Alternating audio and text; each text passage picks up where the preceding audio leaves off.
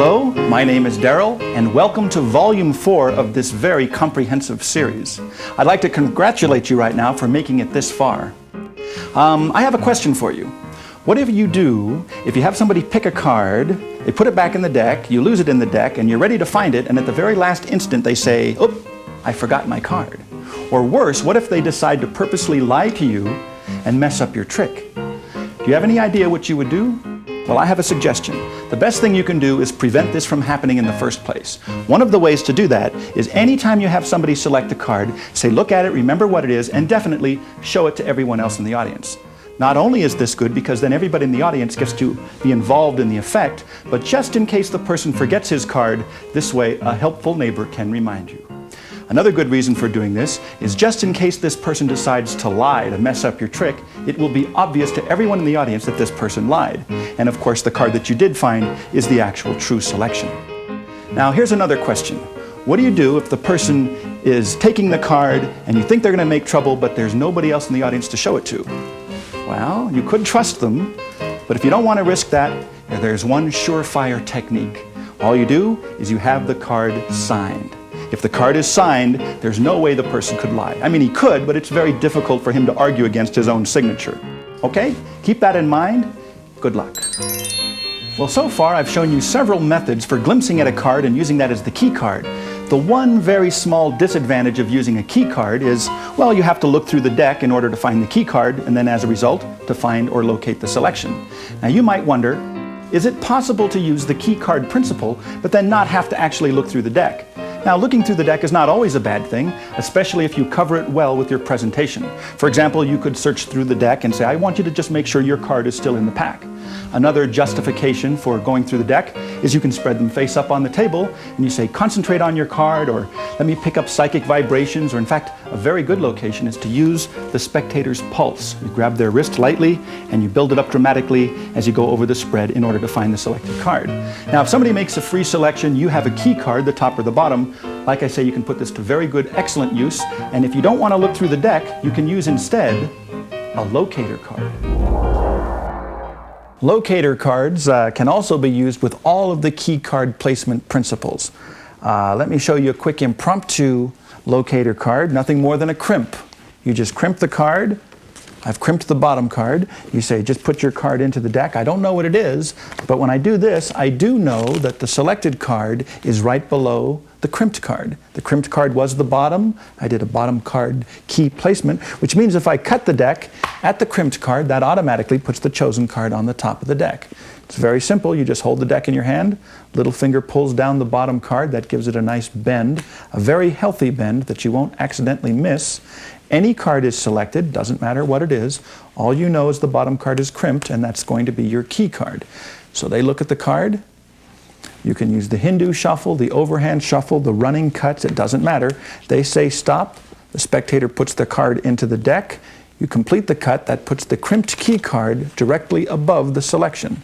So right now it looks very, very fair. Anytime you want to cut the deck at the crimp, that puts the crimped card on the bottom, which means that the top card must be the selection. Here's another very subtle impromptu locator card. This is kind of fun to do, actually. Once again, any card is selected. It's a very simple control. You say, look at your card. Don't forget what it is. And you decide where to place it. Just call out stop anytime you'd like. Spectator says stop, puts the card in the deck, and it's lost in the pack. No crimps this time. Absolutely no crimps at all. You say, as far as I know, your card could be anywhere in the... Whoops, that was weird. Anyway, the card could be any place in the deck. By the way, that was the subtlety. The card is on the top. That is called whoops or oops. What it is the bottom card is reversed. That's your setup. That's your stack. Take the bottom card, turn it face up. That's all you have to do. Now, any card is selected. Doesn't matter what it is. I have no idea what it is, but I'll show you. Then you use any placement you'd like. Go through the deck. Spectator says stop, puts the card in. You throw these cards on top. What that does is it puts the reversed card next to or right on top of the selection. It works automatically. Now you're getting ready to do some cuts and shuffles. You sort of say your card could be any place in the deck. When you spot that, you act as if that was a mistake. It's like, whoop, what's that doing there? Well, in the act of getting rid of that unwanted reversed card, you cut the deck at that point. It's very subtle, and it's very easy. You get the chosen card up to the top of the deck. Here's a little subtlety on the oops location. Let's say, for example, your reversed card is a 4. You could start with it 4th from the bottom. That's a good thing. Now, any card is selected from the deck. This time you're not using it exactly as a key card, but you're using it as a location. So there's the chosen card. You say to the spectator, I'll just Hindu shuffle. You call out stop. They say stop. They put their card into the deck. You say, what I'm going to do is I'm going to make one card from the pack turn from face down to face up. All I have to do is snap my fingers and it's done. Watch closely. Spread through the cards. Sure enough, one card is face up, but it is not the selection. That's okay. You say this is called a locator card. It locates your selection. It's a 4, so if I count down 4 cards, 1, 2, 3, 4 cards down will be the cards you selected. Now this, of course, works automatically. All you have to do is remember whatever the value is of the card that you reverse. Let's try a 7.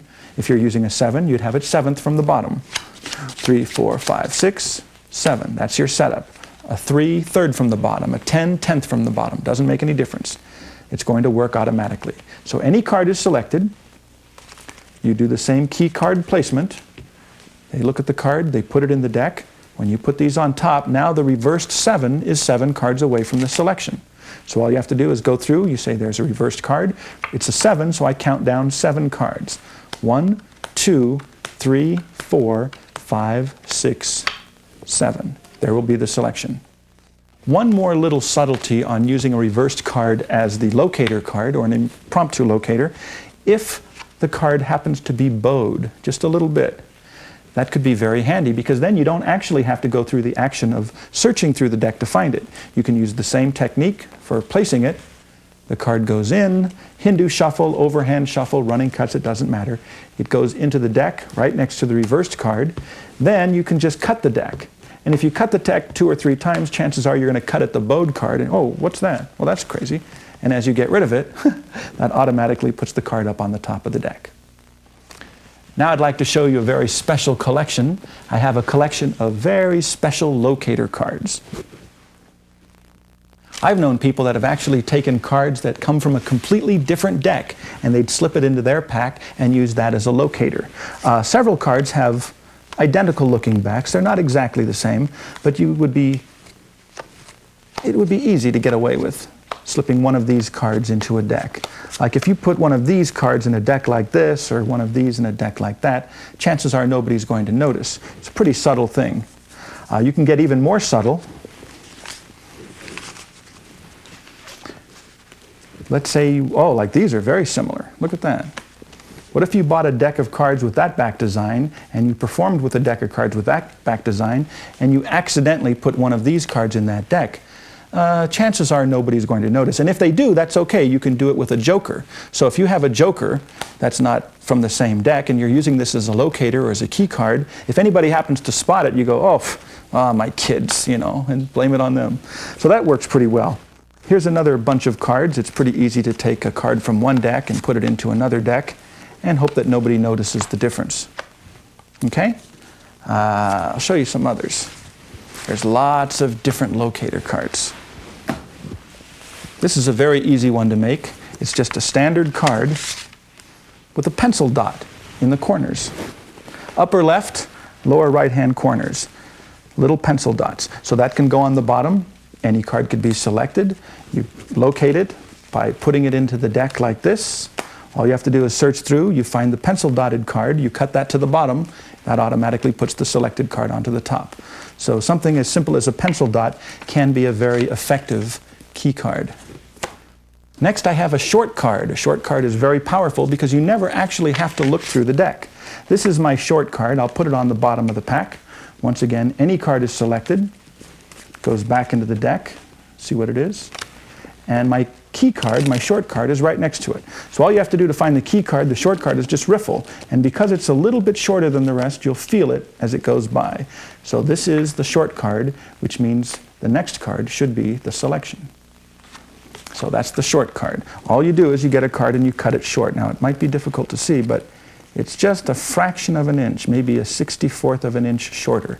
And a nice little touch is after you do that, you get some scissors or some nail clippers and you round off the corners. So that's a short card. The next key card or locator card I'd like to show you is a narrow card. It's very similar to the short card. The only difference is it's not cut short from the ends. It's cut a little short on the sides. That's what makes it narrow. So the 4 diamonds is maybe a 16th or a 64th of an inch narrower. Now that could be in the middle of the deck someplace. You can square up the cards. Anytime you want to find it, you just riffle and you'll feel it as it flies by. That's how to find the narrow card. Okay? Here's a little subtlety on the short card. This is a short card with the short ends, but they're cut at a little concave curve. So there's the 9 of clubs in the middle of the deck. Very easy to find this one because it will always stop. It won't actually ever get squared up with the deck. You see, sometimes if you have a short card and if that short card squares up with one end of the deck, it's hard to find. So maybe you have to hit the deck on the table before you can find it at the opposite end.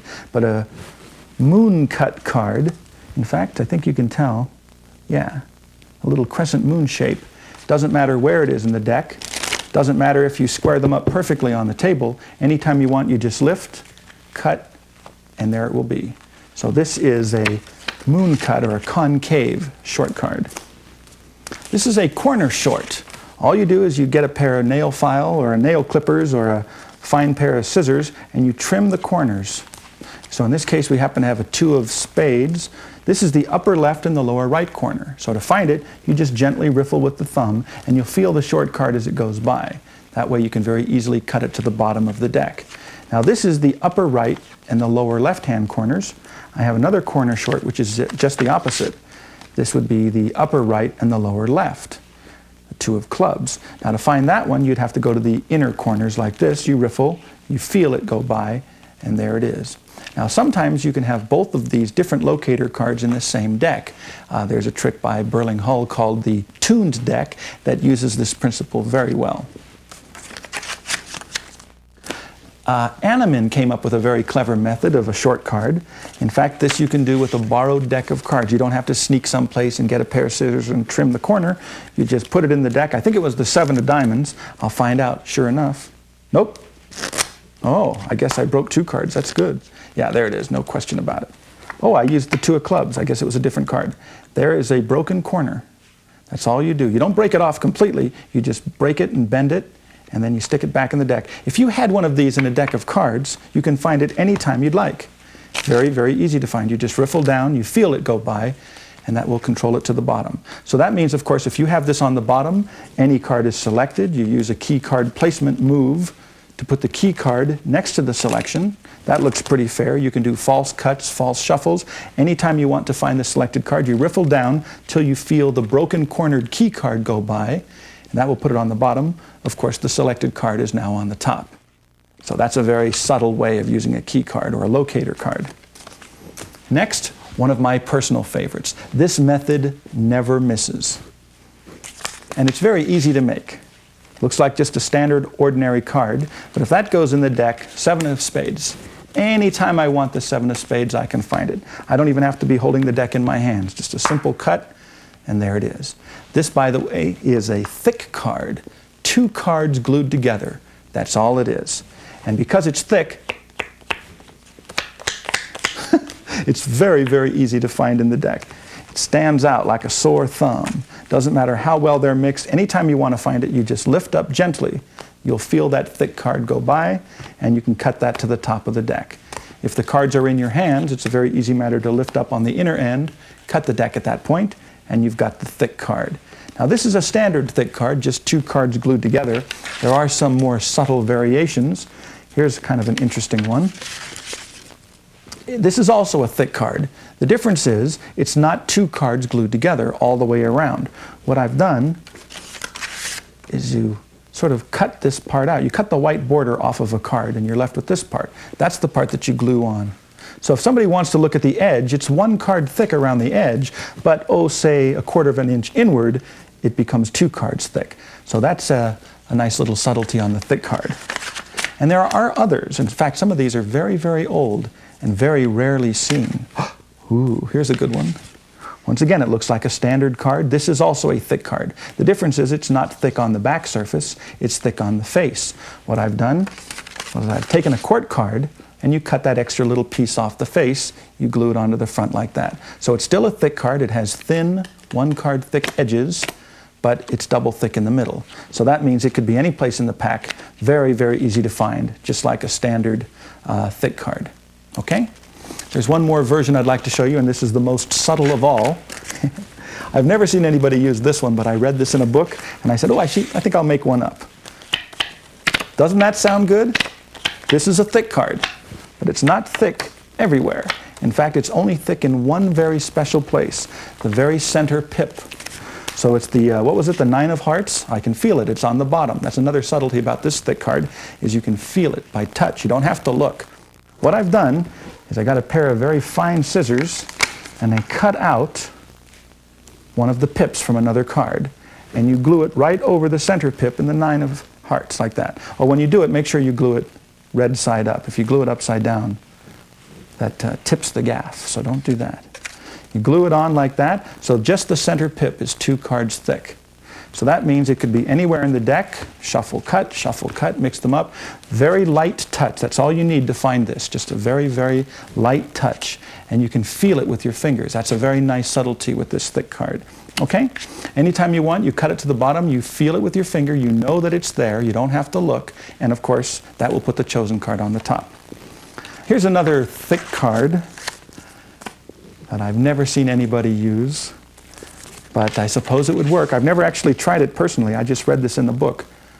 Some people have gone so far to actually split a card open and take a little piece of another card and glue it inside. I didn't completely split them. I mean, I split them, but I left the corner intact. Just to show you, they would open it up, put glue on both surfaces, glue this piece inside, then glue the card closed.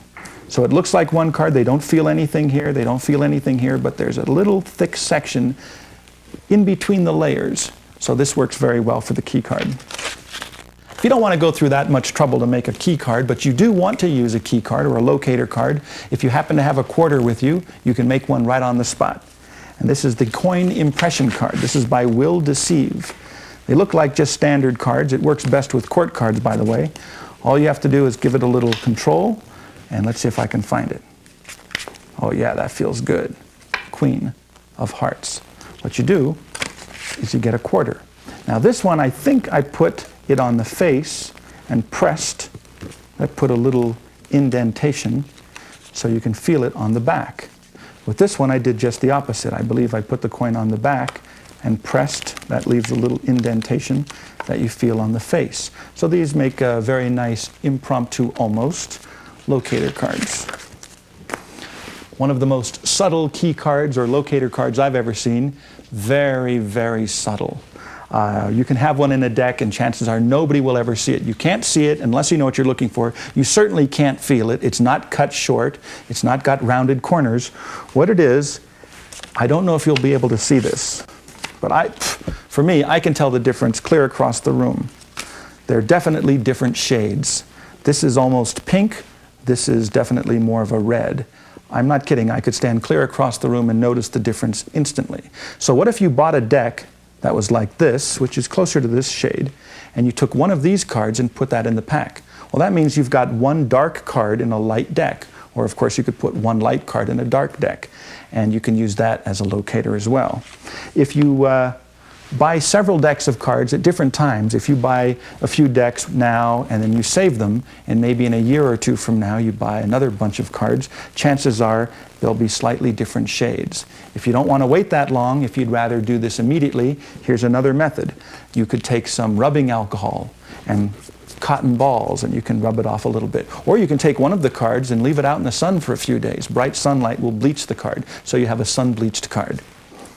Okay, there is one more key card I would like to show you, and that's this. This is called a punched card. What this is, nothing really to see, nothing to feel unless you know exactly what you're going for, and I can feel it right there. It's a little punch. It's just a little nip. And what you need to do this is a very special tool. This is called a card punch, and what it does, it's got a little needle, and you put it inside the card like this, Put the card right inside the punch, and you press down. Now, you're not actually poking a hole all the way through. You're just putting a little hump. Yeah, I can feel it right there with my thumb. Just a little hump. So that means that this could go right on top of the selected card. You can deal through one at a time, and as soon as you feel that little hump, you know that that's the key card, and the next card is the selection.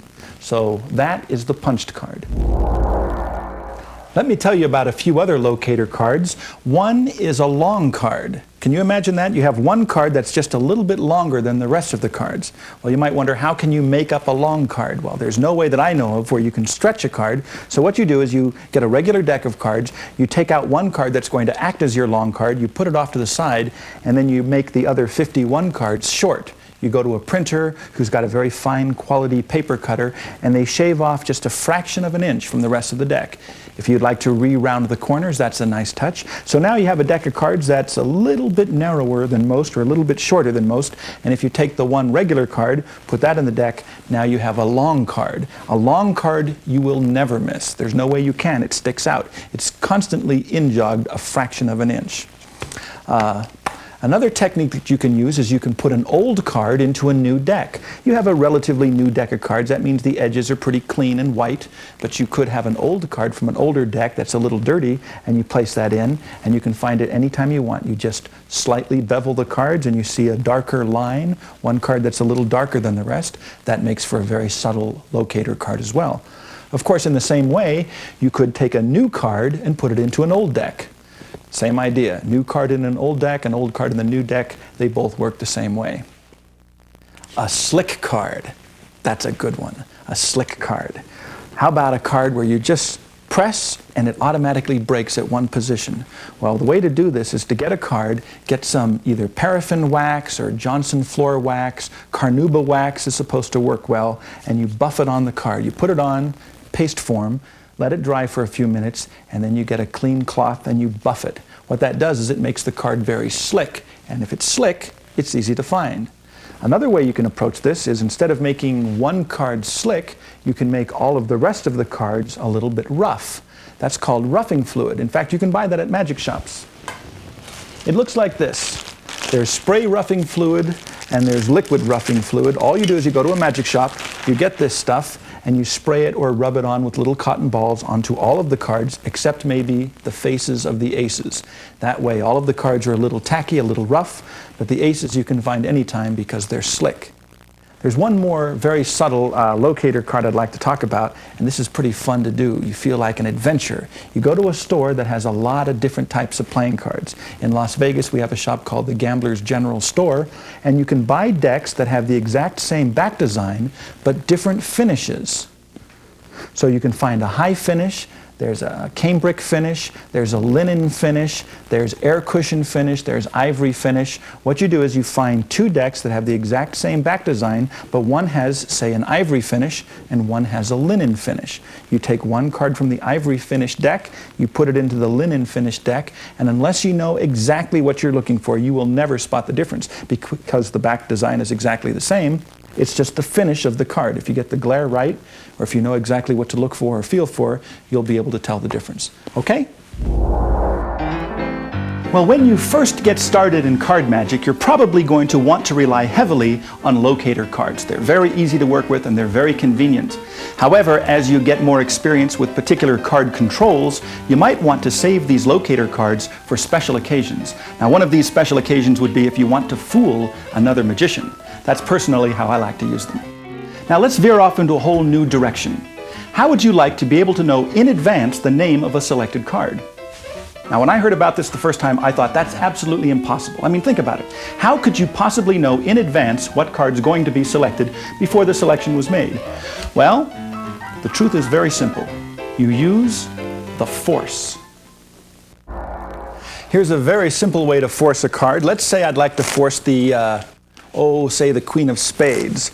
You go to a spectator and you say, just name any number you'd like. Well, let's just say, for example, they say 7. You say, okay, what I'd like you to do is to count down 1, 2, 3, 4, 5, 6, 7 cards. Take a look at the card. Of course, if I counted them, you might think I'm doing something tricky. So why don't you do it? Would you mind? So the spectator takes the deck, counts down 1, 2, 3, 4, 5, 6, 7 cards down, and that is the force card. the queen of spades. This is very bold, very easy. I'll keep the card face up so you see what happens. You say, name any number. Let's say they say 10. You say, okay, what I'd like you to do is to take the deck, count down 10 cards. 1, 2, 3, 4, 5, 6, 7, 8, 9, 10. Of course, I want you to do the counting because if I was to do it, you might think I'm doing something tricky. Well, just in the act of explaining that you would like the spectator to count down 10 cards, you counted 10 cards, which puts now your force card on the bottom of the tabled packet.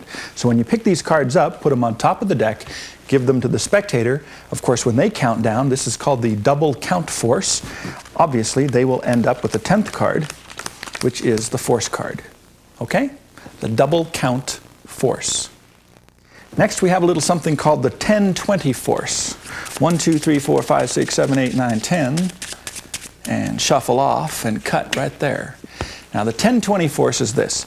You say to somebody, name any number out loud between 10 and 20. Let's say they pick 13. It doesn't matter, but they say 13. You say, all right, 1, 2, 3, 4, 5, 6, 7, 8, 9, 10, 11, 12, 13. A freely selected number. But what we're going to do is we're going to use numerology to locate one specific card. Now, the number 13 is a 1 and a 3, so let's add those two digits together. That gives us a total of 4. So I'm going to count back 4 cards.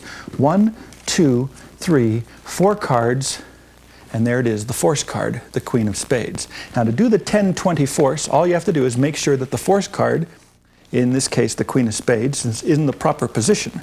That's 1, 2, 3, 4, 5, 6, 7, 8, 9, 10. 10th from the top. That's the setup.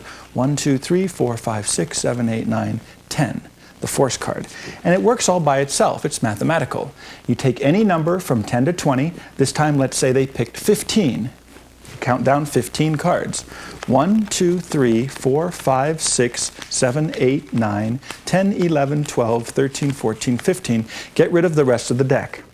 Then you explain that you're going to use numerology to find a particular card, so we add the two digits together. 15 is a 1 and a 5. You add those together, that gives you 6. So you count back 6 cards. 1, 2, 3, 4, 5, 6. That will always give you the force card. This is called the 10-20 force. Next, I have a little something, it's called the cross-cut force, probably the easiest force in the world. You thoroughly shuffle the deck. You ask the spectator to cut the pack anywhere that he'd like. It doesn't make any difference where he cuts. In fact, you can hold the deck in your hands. You say, just lift off a portion and place them down on the table. Well, they do that. You say, in order to mark the position where you cut, so we don't lose track of exactly where you cut, to mark the position, I'll place the rest of the cards crosswise. Now you use a little time misdirection. You go on to something else, you reach into your pocket, you pull out a prediction, or anything. But you do have to have some time misdirection. Then when it comes time to actually look at the card, you lift, you say, let's take a look at the card you cut to. In this case, of course, it's the force card, the queen of spades. All this is boldness and time misdirection. That's important. The actual card starts on the top. What happens is they cut any place they'd like, they put the cards down on the table, then you take the rest of the deck and place them crosswise to mark the position of the cut. That's your excuse. The reason you have to use time misdirection is you want them to be a little confused exactly what's happened. They forgot the exact details. In other words, if you were trying to do this force, you say, okay, cut the deck, we'll place these crosswise, now let's look at the card you cut to. Chances are you're not going to get away with that. But if you say cut the deck any place you'd like, to mark the position, we'll place this crosswise. Now I want you to notice that you shuffled the cards, you cut the cards. I wasn't even handling the cards. You cut them anywhere you'd liked. Just to mark the position, we crossed the cut. Now for the first time, I'd like you to take a look at the card. Remember what it is. Don't let me see it. And of course, there it is, the force card. There's a force by Ed Balducci. It's called the cut deeper force. This is very subtle, with an extra little touch by Ed Marlowe. Here's the cut deeper force. You say to the spectator, I'd like you to take the deck yourself. Just cut any place you'd like, probably less than half. Turn all those cards face up and put them back onto the deck. In fact, let me illustrate what I'd like you to do. Cut less than half, turn them face up, put them on top. Then they can cut again more than half, turn the entire packet over, put them back on top. What that will do is that will give you cards like this. Take the first face down card that we will use as your selection. Okay? So it's a random choice. Exactly where you cut both times is entirely up to you. So the spectator cuts any place, turns that packet face up, squares up the deck. Then you say, okay, cut a little deeper. This is the cut deeper force. So they cut deeper, turn the cards around, put them back like that. And what you do is when they go through and you say, take the first face down card, in this case it will be the force card, the Queen of Spades. Now what happens is the force card is the top card of the deck. This works automatically. The top card, the Queen of Spades, is the force card. If you cut less than half, turn them around and put them like this, what that will do is that will put the Queen of Spades, the force card, the last of the face-up cards. If they cut deeper the second time, turn all the cards around, automatically the force card will be the first card of the face-down packet. Now you could just give it to them right away, and that will get the job done, but Ed Marlowe had a very nice little subtlety, and that is to put the force card second from the top. So the Queen of Spades now, I'll shuffle the deck a couple times, get it in there second from the top. The reason for that is the first card you're going to use as your explanation on how you want the card to be selected, and then the next card will be the actual force card. So you say to the spectator, I'd like you to cut the deck, turn half face up, cut deeper, turn them all face up, revolve them on the packet, and then go through, take the first face down card, that will be the selection. Well, of course, this was the extra card you put on top of the force card.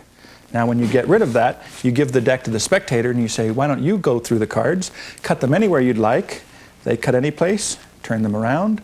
They cut deeper, turn them around again. When you go through, of course, the force card is now in the proper position, and that's a nice little Ed Marlowe variation on the Ed Balducci cut deeper force. Here's a lovely subtlety on the cut deeper force. You don't actually have to do the action twice. You just cut one time.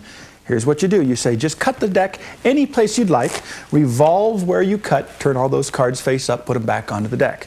So the spectator does that, cuts any place, turns them over, and there you have it. You say, now let's just look at the first face down card.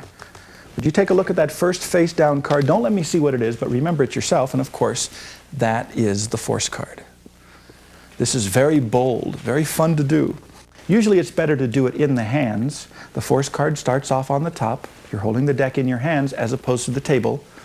And you say, just cut any place you'd like, turn those cards face up, place them back onto the deck.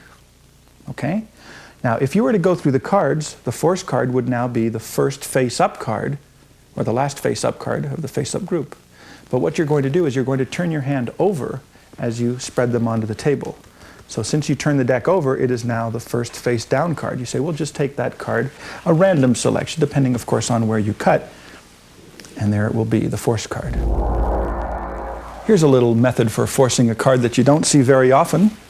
It uses a handkerchief, a borrowed handkerchief. The most important part is it must be opaque. As long as it's opaque, this will work out great.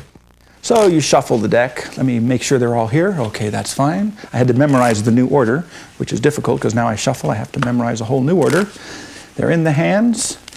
You say, I'm going to have you cut the deck any place you'd like. It's entirely up to you. But to make it totally random so that you won't be influenced by anything, I will cover the deck with a handkerchief. So you ask the spectator to cut through the handkerchief anywhere he'd like in the deck. High, low, deep, thin, it doesn't make any difference. In fact, after they cut off a group and they're holding them in their hand, you can say, if you'd like, you could drop a few more cards back onto the rest of the cards in my hands, or if you'd like, you can lift off a few more.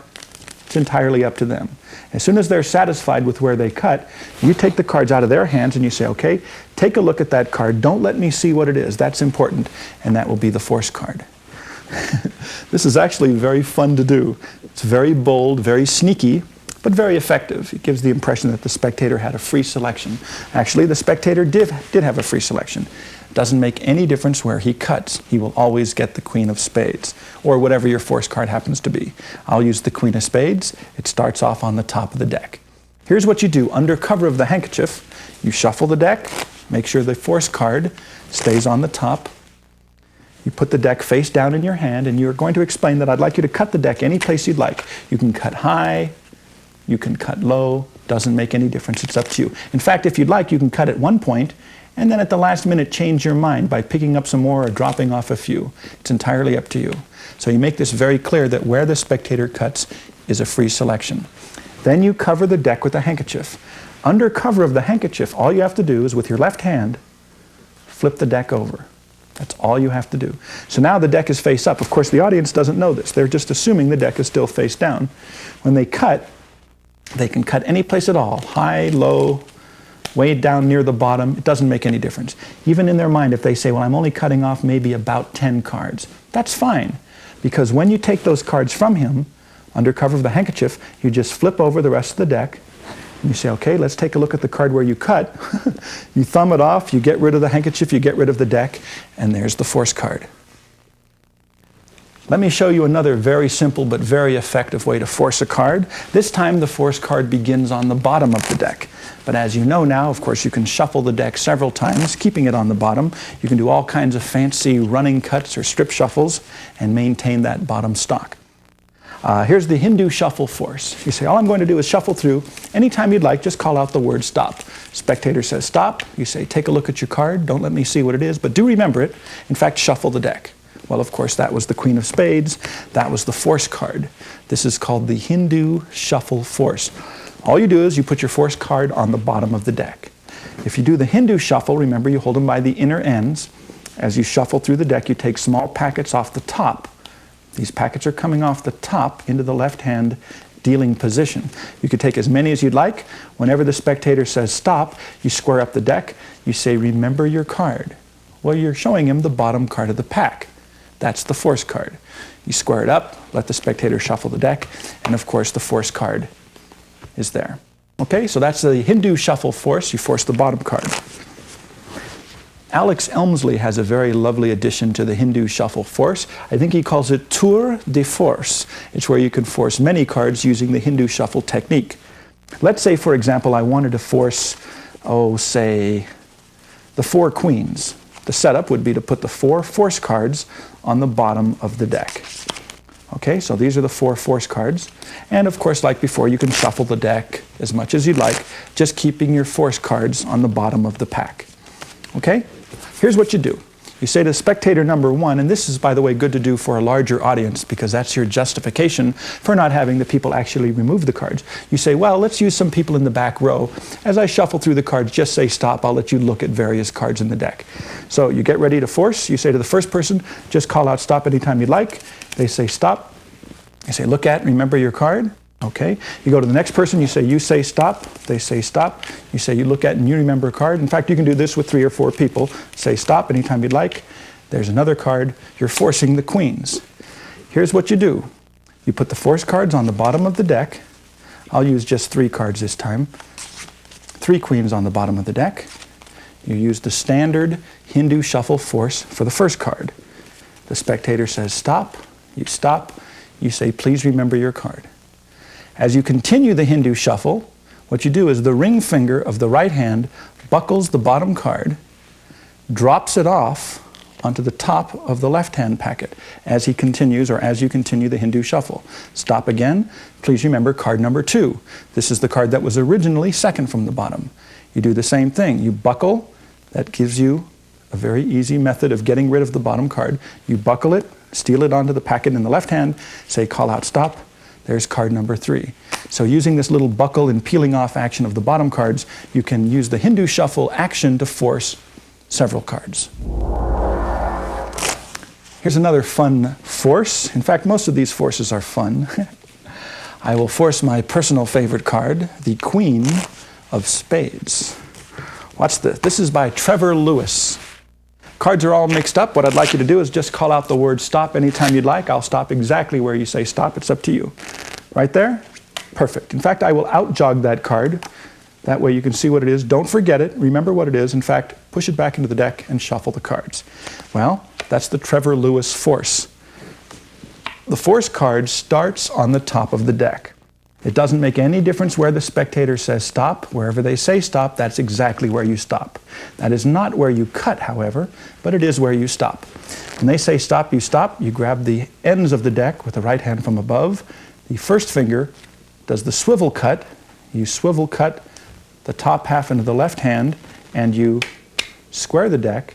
Immediately, the fingertip, middle fingertip of the right hand pushes the card forward. And then you say, take a look at your card, remember what it is. The action, once again, is say stop, right there. Okay, look at the card, don't let me see what it is. In fact, shuffle the deck if you'd like. And that is the Trevor Lewis force. Similar to the Trevor Lewis force is a force by Horace Golden. Once again, the cards are thoroughly shuffled. Anytime you'd like, you can have a spectator call out stop. Would you, sir, just say stop? They say stop right there. Okay. Take a look at the card. Don't let me see what it is. And that is a force card. A little bit fancy, but it gets the job done. Force card, once again, starts on the top position. The spectator says stop. That's exactly where you stop. What you do then is you revolve the upper packet, the upper half of the deck, face up, and then around, face down into the right hand, immediately thumb off the card, and assemble the deck. And that is the Horace Golden force. Here's a very bold force. I've seen it used many times quite successfully. All you do is you have the deck like this and you say, I want you to look at a card in the deck, but I don't want to see what it is, so I'm going to turn my head in the opposite direction. Just look at the card, remember what it is. In fact, take the deck and shuffle them. Well, all you did was the one-handed cut. This is the Charlier one-handed cut. You start with the force card on the bottom. You don't do anything fancy except a one-handed cut. This is the standard one-hand cut. You drop, the index finger pushes that packet up. You keep pushing until it clears the lower packet, and the lower packet then falls down. So that is the one-handed cut. Practice this a few times. Once you've got the one-handed cut action down, you can use this as a very bold force. There's the force card on the bottom. You say to the spectator, just look at a card in the pack. Do you see it? Okay, shuffle them up. A nice little touch on this, very subtle. This is something I came up with. It's kind of fun to do. It's the same action exactly with one little addition. The force card's on the bottom. This time you use the index finger of the left hand to riffle the front end. That gives the spectator a point to say stop. You say, as I riffle with my first finger, call out stop anytime you'd like. Stop right there? Okay. Take a look at the card, shuffle them up. It's the exact same action, it's simply a one-handed cut. Doesn't make any difference where the spectator says stop. Let's say they say stop right there. That's where you start the Charlier cut. You show, you say shuffle those puppies up. And of course you've got the force card. Another fun way to force a card, very, very bold. It's very satisfying to get away with this kind of stuff. I'm going to force, say for example, the Queen of Spades. As I riffle down with my thumb, sir, would you mind calling out stop anytime you'd like? They say stop. You say take a look at the card, look at it, don't let me see. There's the force card. Normally this action is used as a control. This is the Paul bluff pass. It's a wonderful control, very, very bold. Let me show you as a control first. Let's say somebody freely selected the Queen of Spades, and you say, as I riffle down, just call out stop, let you put your card back in. Say stop, right there. The card goes in, and you say it's lost in the deck. Well, actually, you have controlled it, so it's second from the top. What happens is you pretend to cut where the spectator says stop. What you really do is when they say stop, you pretend to grab the upper half, but you close up where they said stop, and you take away only one card, just a single card. But the action should look like you're cutting off a whole block. So the selected card goes in, you pretend it's lost in the deck. Actually, it's now second from the top. I found out that you can use this exact same technique to force a card. If you start off with the force card, the Queen of Spades second from the top, you can use the Paul bluff pass action to force the card like this. Say stop anytime you'd like, right there, that's fine. Take a look at the card, don't let me see what it is, but show it to everybody else. Boom, you've got the force card. Another method of forcing the card is called the back slip. I'll give you a very good tip on this. But first, let me demonstrate it for you. As I shuffle through the cards, or as I riffle down with my thumb, once again, say stop anytime you like, right there, that's a good spot. I don't want to look at it, but I'd like you to take a look at the card yourself, remember what it is, and shuffle it into the deck. Well, of course, it's the force card, the Queen of Spades. Here's what happens. The back slip is this. The fingertips of the left hand, the hand that's holding the deck in a dealing position, as you riffle down with your thumb and your right hand removes the upper packet, the fingertips keep hold of that force card and they actually slip it from the back. It's called the back slip. They slip it from the top of the deck onto the top of the lower packet, like that. Now there's a very, very good tip on the back slip. Do it with a light touch, otherwise you'll get this. Listen, that always gives the move away. So never do the back slip with a heavy touch. that gives the trick away. If you have a nice light touch and you have a little covering up action, here's the action that I use personally. When they say stop, I lift up these cards, I pull them back towards myself, that makes the move easier, then I extend the little finger and say, here, take a look at that card, don't let me see what it is. So that gives you a little action. If you're not coming straight up or off to the side, but you're smoothly coming back, then you can push the force card forward. So once again, you say call out stop, right there, that's good. Take a look at that card, don't let me see what it is, and that's the back slip.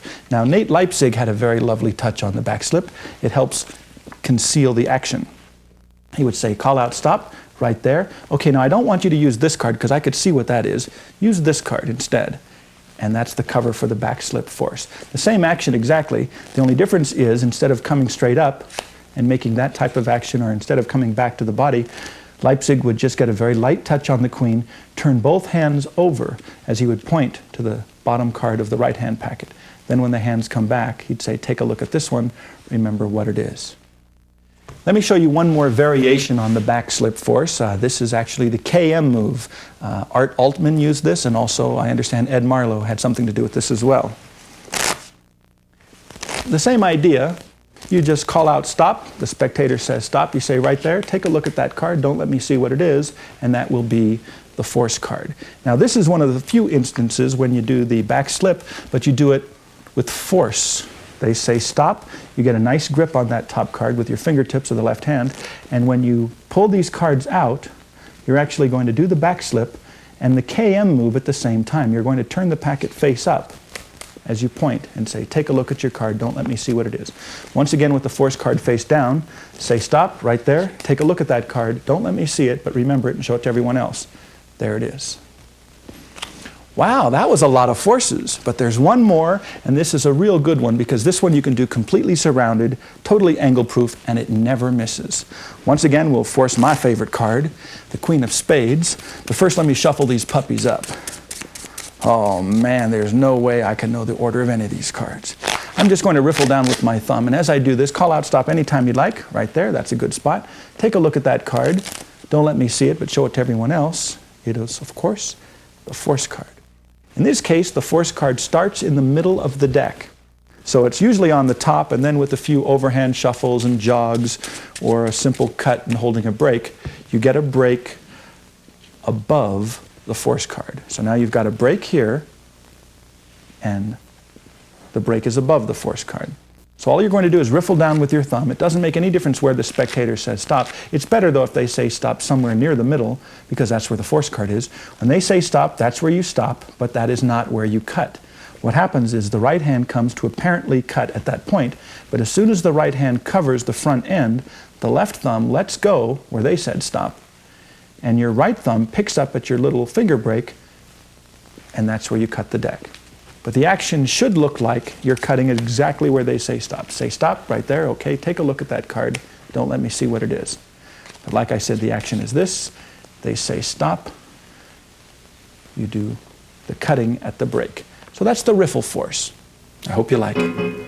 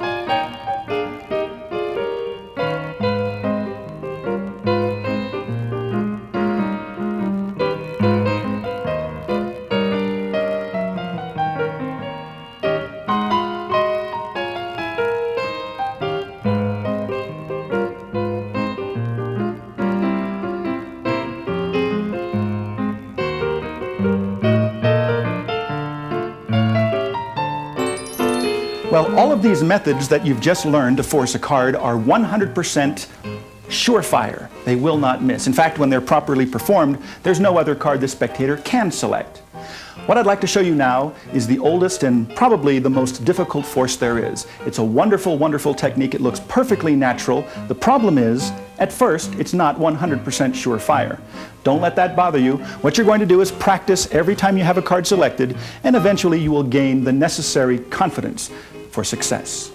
This is called the classic force.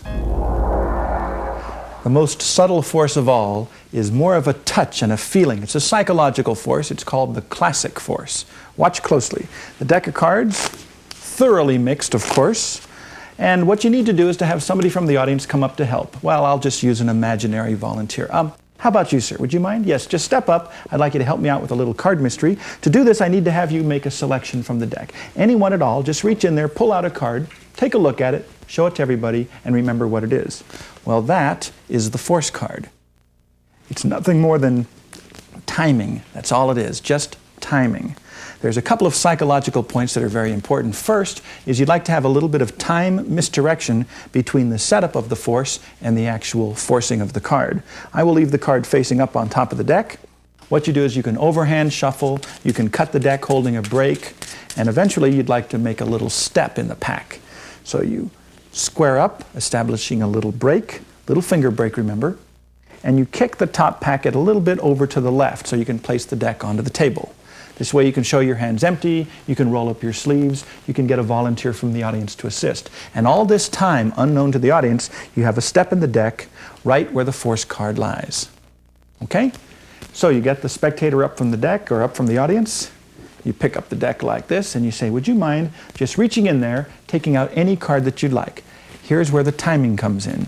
You reestablish your little finger break.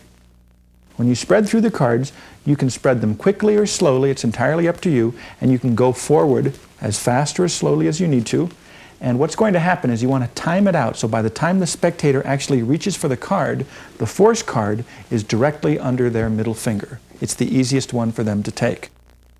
And another little important point is to open the deck a little bit wider at the force card. So you spread them between your hands, you say just reach in there and take a card. Well, by the time they reach over to the deck, it's the easiest card for them to select. Okay?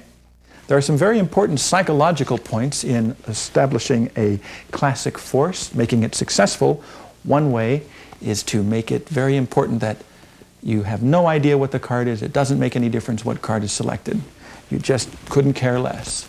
You shuffle the deck, put the force card in position, say just, reach in there, take out any one that you'd like. It doesn't matter. Let everybody see what it is. That is the force card. It might be a good idea to turn your head so it's facing in the opposite direction as you make the force.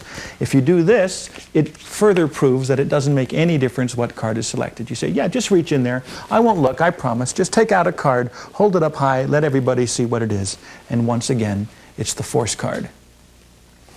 Another nice psychological point is to not tip in advance that you're going to influence anybody's selection. For example, if you say, I'd like you to pick a card, but before you do, I'm going to make a prediction. I'm going to write down the name of the card I believe you will select.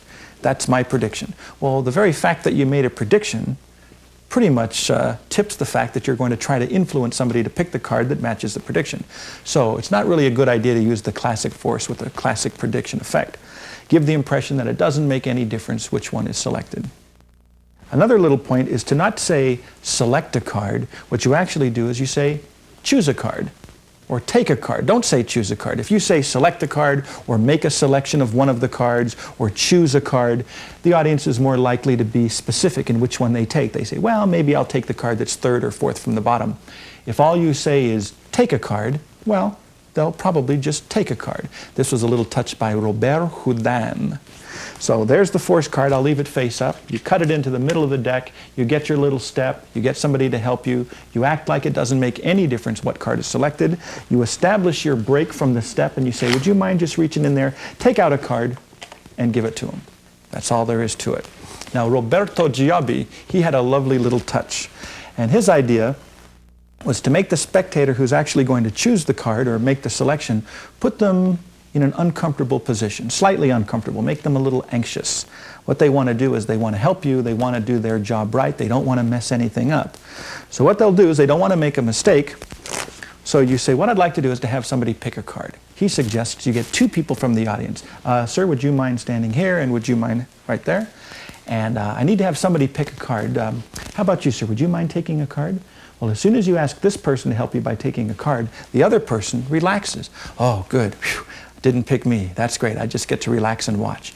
Then at the last minute, without any warning whatsoever, you say, well, no, wait a minute. Why don't you take one instead? And immediately force the card on that person. That's really good.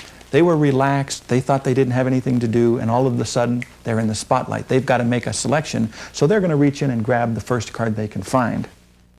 They don't want to look foolish, they don't want to mess up your trick, so they'll take the easiest card. Also, it's important to practice the classic force. There are several ways to do that. One way to practice the classic force, first of all, is to practice it all the time, whether you need to have a card forced or not. Force a card. That way you get first-hand experience forcing cards on normal people. Before you get to the point where you're practicing in front of people, you can practice by taking a clothespin. In fact, Martin Lewis told me about this. You get a clothespin, little wooden clothespin, and you tape it onto a table. And you literally walk up to that clothespin every once in a while, and you take a card and you force it right into the jaws, just like that.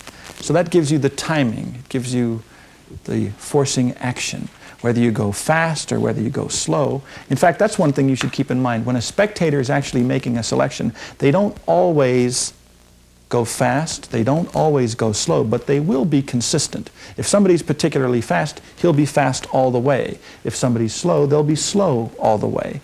I have never seen anybody start off fast and then stop and slow down and then go fast again. It's always consistent. So when you say, I'd like you to help me, I'd like you to take a card, as soon as you start to spread the cards between your hands and as soon as you start to approach the spectator, look at their hand and watch how they approach the deck. If they come at a regular speed, you just match that speed, so by the time they get to the deck, the force card will be right in their hands. Okay? Another interesting method for practicing the force is to use a book. Take any book, put it on the table, and you literally force a card into the pages of the book. So here's the force card once again. I'll keep it face up. You go up to the book as if it was a spectator, and you say, Mr. Book, yes, just reach into the deck there and take out a card. And you literally place it right inside. Like I mentioned earlier, it's a good idea to practice in front of live people. Always try to force a card. Whether the trick you're going to do requires a force or not, practice forcing. If they don't take the force card, that's no problem. You just do the trick you were planning on doing. If they do take the force card, then you're starting to get the confidence and you're starting to acquire the timing that is necessary to do the force successfully. A couple of points on the classic force. Rather than spreading the cards very smoothly, some people actually prefer to establish their break and then push off the cards in little clumps or little blocks, 3, 4, 5 at a time. That way they have more control of the timing. By the time they get to the force card, they've taken the cards in their other hand, like this. A nice touch is to not show pleasure if the force is successful. This is actually a very important point. If you say, sir, would you mind just reaching in there, taking out a card, and they take oh, good, took the force card. Don't tip. Just act. It doesn't matter what card is selected. Whichever one they take it. On the other hand, do not show displeasure if they don't take the force card. That's just as important. If you're planning on forcing this card, you cut it into the middle, you've got your break, you say, go ahead, reach in there, take a card. Oh, don't let your face show displeasure because they didn't take it. And then, in fact, there's a few outs. If they don't take the right card, what you could do is you can say, oh no, I saw it. I saw the card. Here, take another one, and then try the force again. Of course, if you try the classic force and you happen to miss, don't worry about it. Just have a backup trick ready, any one of a number of cards. If they take a card other than the force card, glimpse at the bottom card, shuffle it to the top, use it as a key card, do the speller, or do another trick that doesn't require a particular card being forced.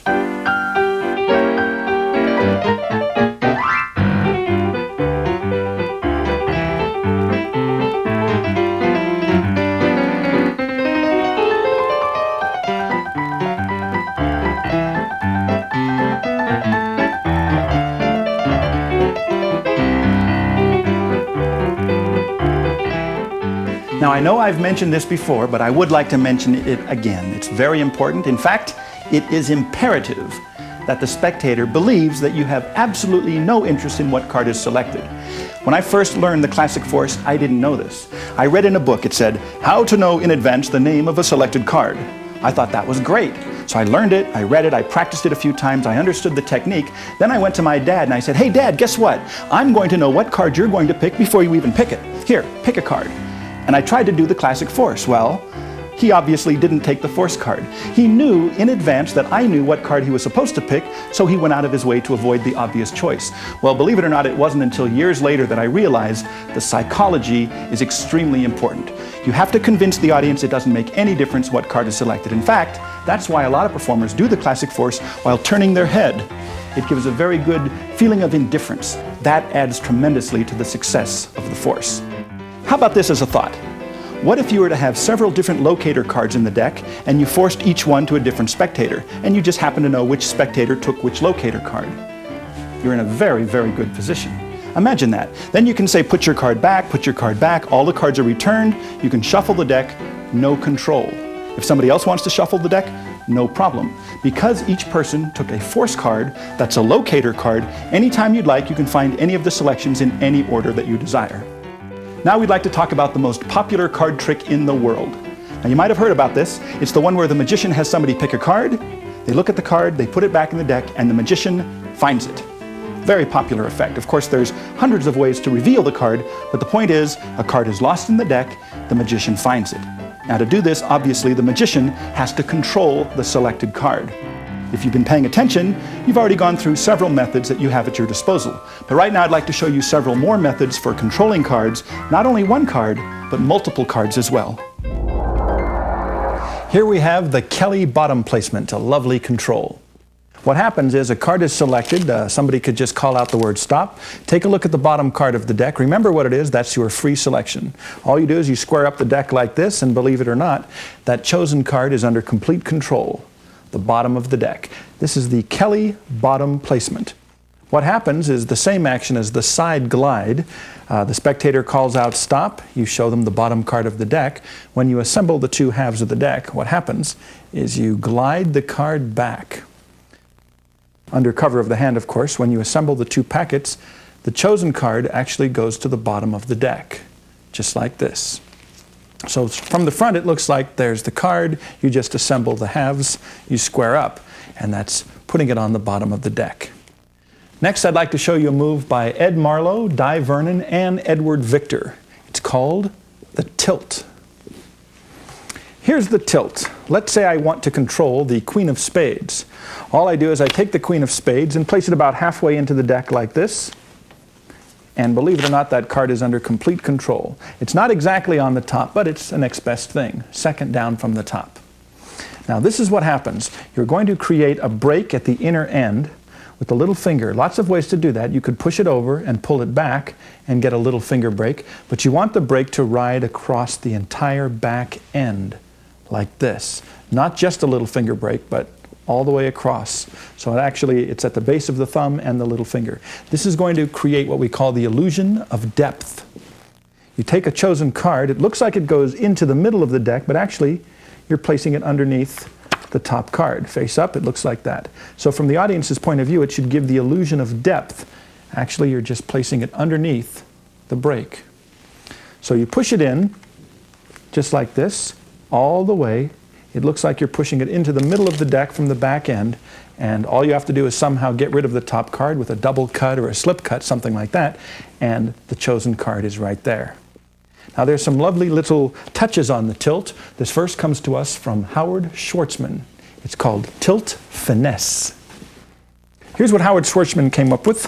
There's the Queen of Spades. It looks like it goes about halfway down into the middle, and you get this nice little group of cards being pushed out from the back. Push those in as you continue to put the card into the back of the deck, and once again it is in the tilt position. What you do here is you get the break for the tilt, just like the standard handling. The difference is when you put it in from the back, you're going to use the corner of the card to push some of these cards. So it looks like it's going in, you're just pushing some of the cards out from the front. That makes it look like you're trying to put it in, but you're having a little trouble. As soon as you push a few from the front, then you lift it up a little bit and place it definitely underneath the top card. You square up from the front as you push this in. That's just a nice little subtlety on the tilt. Here's another little subtlety you can use on the tilt, and you use an overhand shuffle. After the selection was made, you just shuffle through the deck like this, and then you say, remember your card, don't forget what it is. I won't look at it, I promise, but I'll place it into the deck. Here's what you do. The card goes into the middle, apparently, and you say, I don't want to push it in too hard or too fast, because what happens sometimes is I kick it in through the front. Of course, I don't want to do that. I'll push it in nice and neatly like that. Now, it looks like it's hopelessly lost into the deck, but actually you performed the tilt, so now it's second from the top. What you do here is you create a little plunger effect with the overhand shuffle. After the card has been selected, removed from the deck, you overhand shuffle the deck, you in-jog one card, run one card, in-jog another card. So basically what you've done is you've in-jogged two cards with one card in between. That's sort of out-jogged.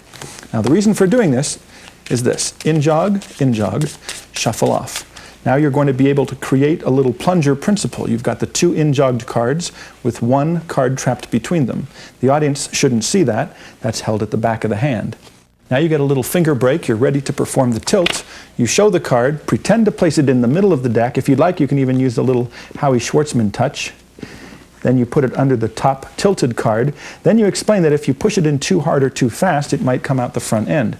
Well, that's exactly what you do. You're pushing the selected card so that it's second from the top. At the same time, you push in the two plunger cards, and what that does is it causes one card to come out from the front. That's a very nice little touch. You say, well, I don't want that to happen, so I'm going to square them up nice and neatly, leave the deck on the table. And of course, the card is under complete control. Here's a lovely little thing. You might need to get the card to the top, so you don't want to do the tilt exactly. It's kind of a bold maneuver. It says, look, I'll put it in there about halfway down. And what that does is you actually just place it on the top. It's strictly a bold maneuver. It looks like it goes in the middle. You do this little Howie Schwartzman touch. You tip the hand up just a little bit so the audience can't really see the deck, and you place it right on the top. You can do the same thing to place it on the bottom. Another subtle touch. Say, watch, there's the queen. I'll put it, say, about halfway down into the deck. I'm going to square them up so that even I don't know where it lies. Of course, it's on the bottom of the deck. Exactly the same handling. You do the little Howie Schwartzman touch where you kick some cards forward, and then you take the corner of the card and you place it on the bottom of the deck and push it flush. So it should look like it's going right into the middle, but of course it's completely controlled to the bottom. Now, if you have the right angle conditions, in other words, if you're only performing for a few people in the front, here's a lovely little thing. You take the queen and you cut the deck exactly where you'd like to place it into the pack, say about halfway down. And if you push it in just like this, it's under complete control, second from the top. Now you've got to get the right angle for this to work. It's very, very easy to get caught from the side, so definitely don't do this if there's anybody watching from the side angles. Like before, you get a break under the top card, like the regular tilt.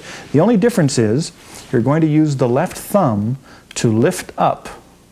That's why you've got to get the angle right. You want it to lift up so it looks like you're just lifting up the upper half of the deck. But you still have this tilt condition in the back. Now the timing is important. As the card apparently goes into the deck, you're going to lower that break, or that little pivot like this. So the timing is, here's the card, you lift up, apparently that's where you're going to place the card, but what happens is, as you lower the hand, the card goes right into tilt. And if the timing is right, it should give the illusion of the card going into the center, when actually it's second from the top. Oh, that was the double lift. We'll talk about that later. Let me show you another method of controlling a card. It's pretty much the only variation of the pass that I've ever used. It's from Paul LePaul, and it's called a flourish and a pass. We'll have a card selected, say for example that one, and this one you just spread out the cards and say, here, let me have your card back about halfway down. That's a good spot for it. I'll just put the deck on the table and the card is on top. Now the way you do this is you actually, first of all, do the flourish, the spread flourish. This will take some practice. You just sort of bend the cards and you let the cards go off the fingertips. Just practice this over and over again till you get a nice little spread. That's the first part. Second part is, there's the card. You're going to have it replaced into the deck. You just do the spread. You take about half the spread. The selected card is returned. What happens is this. As you close the spread, the left index finger goes underneath the packet and flips it up on its side. That's done under cover of these right-hand cards. I'll try to do it in slow motion. You do this, you flip the packet up, and actually it gets almost palmed into the right hand. Of course, the audience shouldn't see this from the front, and when you square up the deck, you just put that bottom half on the top, and that brings it up to the top position. Now, there was a very nice little delay touch that I saw. It's called the spread pass delay, and this you can do completely surrounded in a very open manner. Once again, let's say the Queen of Spades was the selected card, and you say, let me have it, oh, say about halfway down into the deck, and very openly you say, I'm going to place all these cards on top. That way it's lost. Very openly, right in front of everyone, you did the spread pass with the delay. The action is exactly the same as the ordinary spread pass. The only difference is you pause. You make the spread, the card goes in, I'll leave it face up. Exactly the same way, the index finger goes underneath and it's going to lever the packet on its side, and you're actually going to place it openly into the palm of the right hand, but you display it first. You say, look, I will place all of these cards on top, giving the illusion that it goes into the center of the deck. Once again, face down, it looks like this. Put your card in the middle of the deck, that's great. I'm going to place these cards on top, I won't touch them. And there you have it, the spread pass delay. A very, very lovely method for controlling cards is the Hofzinser spread control. This is beautiful, one of my personal favorites. There's the Queen of Spades, the chosen card. All you're going to do is spread through the deck, say, just tell me when to stop. Right there, terrific. That's where the card goes, face down in the pack. You said you could have put it any place, it doesn't make any difference where.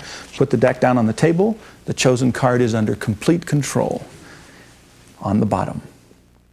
Now, to explain this, I think it would be best to have the card reversed. You go through the deck, the spectator calls out stop, you separate the deck at that point. When the card goes in, what happens is this. You're going to push the chosen card over, and you're going to steal it underneath the cards that are spread in the right hand. From underneath, it looks like this. You push the chosen card over, the fingertips of the right hand grab that card and pull it to the right underneath the spread. Now, to help you do that, the left thumb, after it pushes over the selected card, it grabs onto the card that's above the selection. In other words, the lowest card in the right-hand spread. So you push it over like this, put your thumb on top of this card, the fingertips pull this underneath, and you continue to spread out the cards. When you close the deck, that puts the chosen card on the bottom of the pack. Now let me show you the sliding key card. The sliding key card. Let's say, for example, the Queen of Spades is the key card, and it happens to be fourth from the top. That's a good position. So the sliding key card is this. You spread through the deck, you say, as I go through, just call out stop any place you'd like. Right there, that'll be fine. As you close up the deck, you have placed the key card right on top of the selection. That's because you did the Hofzinser spread control, not on the selection, but actually on a key card so that you can place it next to the selection. Here's the action. I'll use it fourth from the top. This time we'll call that the key card. You spread through the cards and you do the exact same actions you would use to control a card, except you're controlling a card that happens to be fourth from the top. You push that over, put these three cards on top. Secretly, underneath the spread, you pull it like this. Then you continue to spread through the cards. Now from underneath, remember, the key card is now on the bottom of the spread cards. It doesn't make any difference where the spectator says stop. You stop, that's where you separate the deck. The chosen card is returned, and of course when you close up the spread, that places the key card right on top of the selection. So that's the sliding key card. Of course, this method also works very, very well if you'd like to force a card. Once again, you start with the force card, say, fourth from the top. A very easy way to do that is to have the force card on the top, riffle shuffle the deck, just add a few extra cards. In this case, I've added 3 extra cards on top. So there's 3 indifferent cards from the shuffle, then the force card, in this case, the Queen of Spades. So here's what it looks like at regular speed. I say, what I'm going to do is go through the cards like this. Just call out the word stop anytime you'd like. They say stop. You say, right here? Terrific. Put the deck down. Say, look, I want you to look at the card. Don't forget what it is. In fact, shuffle the deck. Well, that's using the sliding key card as a force. Once again, what you do is you have it fourth from the top. I'll try to do it with the card face up. You spread through and say, as I go through, just call out stop anytime you'd like. As you explain this, you cull or you control the key card, or in this case, the force card. So all the time it's writing underneath. The spectator says stop. you jog that card forward, you put the rest of the deck down. So this is the card where they said stop. Here's the force card secretly underneath the spread. Now, of course, it's going to be facing in this direction. The audience won't know what it is. All you do is you square up the cards in your hands like that. You square up the deck, as you say, take a look at it, and they'll see it as the force card. Now, you can do this exact same action face up and use it as a cull. Let's say, for example, I would like to find the 4 queens, a thoroughly shuffled deck. I'd like to get control of those 4 queens, and I'd like to do it without anyone knowing that I've done it. Here's a very subtle method. It's using the Hofzinser spread control move as a cull. I'll go through the cards one time face up. I'm looking through the cards. I say, yeah, they look pretty well mixed up. Oh, ace of spades, one of my personal favorites. That's lovely. Anyway, what you're doing is you're looking through the deck one time, apparently memorizing the order of the pack or looking for jokers. Any jokers? No, I wouldn't want any jokers. I'm going to do a trick with only 52 cards. Just going through the deck one time, you have managed to control the 4 queens. Now let me do this again. This time I will use the kings, and I'll try to explain the action as I go through. What you do is this, the exact same finger actions as the control, but face upwards, you do it as a cull. So the 4 kings, you spread through till you find the first king you would like to control. There it is. You cover it with the card above. The thumb goes on the card above the king, and from underneath, I'll reverse it to try to make it easy. The thumb goes above. From underneath, you cull or you control the king under the spread. So that's the first one. So the first king is now being controlled underneath the spread. You continue through the spread till you find the second king. You do the exact same action. You put your thumb of the left hand on the card above the king. At the same time, underneath the spread, you pull the second card underneath. So now that's 2 kings being controlled. You do the exact same thing again. There's the third one. Same action exactly. You push it over. Your thumb holds the card above the king. Secretly, underneath the spread, the right fingertips pull the third king so that it goes beneath the 2 that were already there. You continue a little more till you find the 4th king. Do exactly the same thing. You pull it underneath the spread, and as you close up the spread, that has controlled the 4 kings, in this case, to the top. So that's using the Hofzinser spread move as a cull. Let me show you now the convincing control. Very, very nice control. Also the versatile card control by Frank Simon. Ed Marlowe came up with the convincing control idea. Frank Simon added some variations to it, some handling touches. Then I've added a few as well. And this is what we've got. This is what it looks like. The spectator says stop anywhere at all. You say right there, take a look at your card. I won't look at it, but very slowly and fairly, I'm going to leave your card sticking out. That way, we can keep track of exactly where it is in the deck. No sleight of hand, no moves. It's not on the bottom, it's not on the top, it's lost in the middle of the deck. But anytime you want the card, it's under control. It's actually second from the bottom. Now here's the action. You spread through the cards. You can have a card actually removed from the deck and replaced. The important thing is you push it over, you add it to the bottom cards in the right hand, and that's when you come up to display the selection. You say, don't forget it. Now what's going to happen is your left hand is going to come up to point to it. And here's an important touch that I added, is the ring finger of the left hand goes underneath the spread. What that's going to do is act as a guide without that finger, because what's going to happen is the right fingers are going to pull the card inward. Okay? But without this ring finger right here, very often when somebody does this move, they pull the card inward, it shows from the back, or sometimes it shows from the front. That's a bad habit. You don't want that to show. So use the ring finger of the left hand to act as a guide. It's almost like a sliding closet door that keeps it perfectly aligned. The fingertips pull the chosen card inward under the spread. At the same time, the thumb is on the card above the selection. Okay? So you do this as the hands come down. The card above the selection gets pushed forward. Then, unknown to the audience, the chosen card is already underneath the spread. You just close up the cards like this, and it feeds very naturally to the bottom of the deck. Once again, let me do this at regular speed. In fact, I'll use my personal favorite card once again, the Queen of Spades. Oh, it's already on top. Boy, that puppy's easy to control. There's the Queen of Spades. All I'm going to do is say place it into the deck.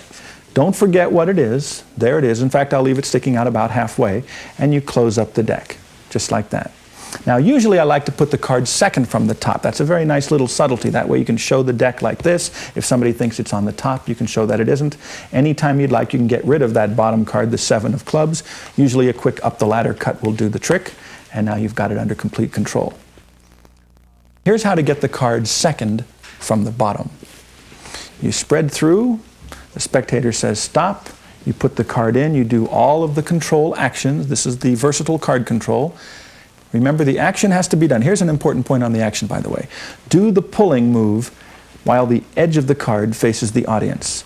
It's done as the hands are being lowered, but you don't want to do it too soon. If you do the move too soon, it looks like this. This is bad. This is what it looks like if the move is done too soon. You say, there's your card. Don't forget what it is. I'll leave it sticking out about halfway. That's no good. That gives the move away. Also, it would be bad to do the move too late. If it's done too late, it looks like this. Watch your card. I'll leave it sticking out about halfway. Then you pull it and leave that one. That's no good. That's too late. So try to time it out so that as the hands are lowering, just like this, as you're lowering the hands, when the edge of the card faces the audience, that's when you do the move. Just like this. So by the time you're down, the move has already been done, and it's very easy to leave the next card sticking out. Now here's how to get the card second from the bottom. It's the exact same stealing action underneath the spread. As you close the spread, the left hand index finger buckles the bottom card. So there's a buckle. That gives you a nice break. As you close up the spread, you feed the controlled card into that buckle. So now that controls it second from the bottom. So now you can actually spread the cards on the table. The audience believes that their selection is still outjugged in the middle. Very cleanly square them up. That's all there is to it. And their card is now second from the bottom. Now we have the multiple shift by Di Vernon. This is a very beautiful control. Let's say we'd like to control the 4 queens. Well, what happens is you make a nice pressure fan and you place the queens each into a different part of the deck. That's all there is to it. You just close those puppies up, you shuffle it into the deck with one quick Hindu shuffle kind of action, and when you turn the deck face down, you've got them on the top. All you have to do here is you don't even actually need to make a pressure fan. Just put the 4 queens into different parts and make sure there's a few cards in between each one. Now the action is this. You're going to pretend to push them flush into the deck, but what you're really going to do is move this upper packet, that's all of the cards above the first queen, forward so that they will be aligned with the 4 queens. But this is done in the act of apparently squaring the queens into the deck. It's really the thumb and the middle finger of the left hand that move the cards forward. So that's what you need to do. Then once that's done, the left hand strips out that upper packet along with the queens underneath it, and that will be the first stack or the first block of your Hindu shuffle. So if you continue the Hindu shuffle action, all you have to do is turn the deck face down, and sure enough, the 4 queens are under control. Of course, you can do the same move with the deck face down and the queens face down, and that would control them to the bottom. So there's one here, one a little higher up, and the last one up in the top section. So there are 4 queens, 4 different parts of the deck. Just the same type of action with the Hindu shuffle. That's all there is to it. You turn the deck face up, and there they are. There's a lovely little touch on this that makes the move even easier. This is by Carmen D'Amico. And what happens is this. I'll do it with the deck face up. You put each card into a different part, just like the regular multiple shift. But instead of having to time it out so that you push the cards apparently in with the index finger, what you do is you just let gravity help you. You give it a nice loose grip. You tip the hand forward, the index finger is on the front end of the queens, and you relax pressure with the ring finger, the little finger, and the base of the thumb, and by gravity, this entire upper packet will just slide forward. Of course, it'll stop when it reaches the first finger. That's the perfect position to be in. Now you take those cards, and of course the outjugged queens underneath, you strip those out as the first part of your Hindu shuffle. So this is the Carmen D'Amico touch on the multiple shift.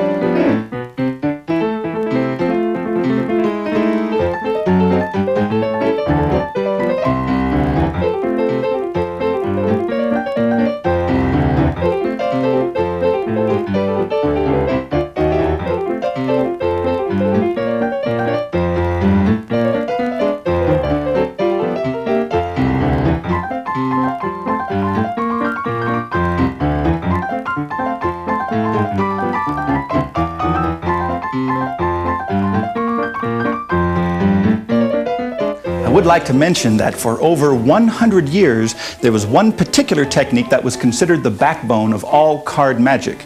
The interesting thing is, that's one move that I have decided not to put on this video series. There's a good reason for that. First of all, the technique was extremely difficult to do. In fact, it still is. In the old days, they used to consider if you did not do this particular move, you just did not do card magic. Well, there's a lot of people even today that still feel this way, but personally, I don't.